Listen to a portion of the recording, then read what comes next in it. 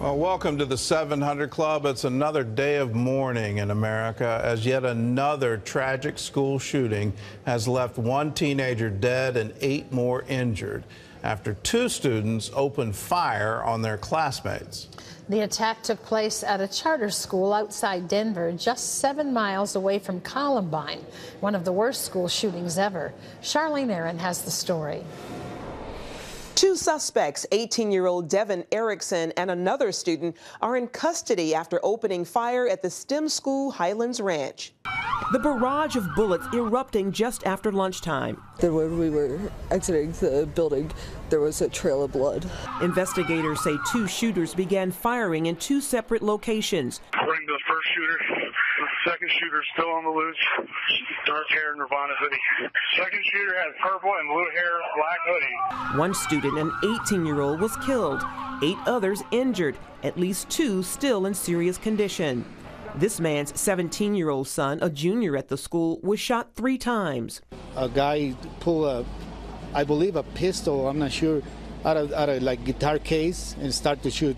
The school was put on lockdown as police went on the hunt for the shooters, who were both students at the school and not previously known to authorities. As officers were arriving at the school, they could still hear gunshots, and as they were entering the school. The suspects, who were reportedly armed with a handgun and other weapons, confronted law enforcement officers when they arrived.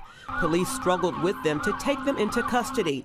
KMGH Denver reported sources said the second suspect is a transgender male in the midst of transitioning from female to male. The shooting took place exactly a week after a gunman killed 2 students and wounded 4 at the University of North Carolina, Charlotte. It also comes nearly 3 weeks after the 20th anniversary of the Columbine School massacre that killed 13. Police are investigating a motive in the shooting and say the suspects could be charged as adults. Charlene Aaron, CBN News. Stories of 2 heroes have emerged from the tragedy. One is Kendrick Castillo. He died trying to save others. He put himself in the line of fire, and he died so that others could live. And here's Brendan. He was a hero because he tackled one of the gunmen. He put his life at risk. He wasn't injured in it, but he tackled the gunman. He was, what a brave young man. I hear he wants to join the Marine Corps when he graduates this year.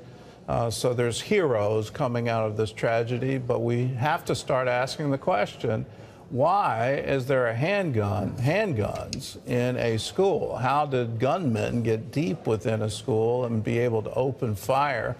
Our schools need to be protected. Our schools need to be safe havens, and clearly they're not. In other news, House Democrats are moving ahead with their plans to hold Attorney General William Barr in contempt of Congress. John Jessup has that story from our CBN News Bureau in Washington. John? Thanks, Gordon. Democrats are making that move because Barr hasn't complied with a subpoena to release a completely unredacted version of the Mueller report, something the Justice Department opposes. The move comes as Senate Majority Leader Mitch McConnell says it's time to move on from the Russia investigation. But as Abigail Robertson reports, Democrats disagree. Case closed. That's what Senate Majority Leader Mitch McConnell has to say about special counsel Robert Mueller's investigation into Russian interference in the 2016 election. For 2 years, many of the president's opponents seemed to be hoping the worst conspiracy theories were actually true. But Democrats call this latest move a Republican whitewash of Mueller's findings. It's sort of like Richard Nixon saying, let's move on, at the height of the investigation of his wrongdoing.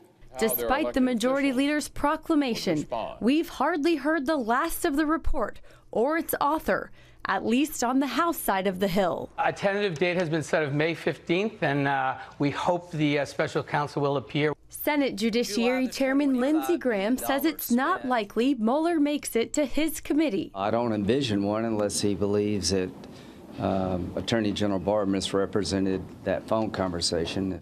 President Trump tweeted over the weekend that Mueller should not testify, although some House Republicans want their chance to question him. There are some very serious questions about his conduct in that position. Reporting from Capitol Hill, Abigail Robertson, CBN News. Thanks, Abigail. Well, turning overseas, Asia Bibi, the Pakistani woman who faced the death penalty for charges related to her Christian faith, is safely out of Pakistan. Pakistani officials say she's headed to Canada. She spent 8 years on death row after her conviction under the country's controversial blasphemy law. When its Supreme Court overturned her conviction last year, radical Islamic groups rioted and threatened to kill her. She was placed in protective custody until her departure today.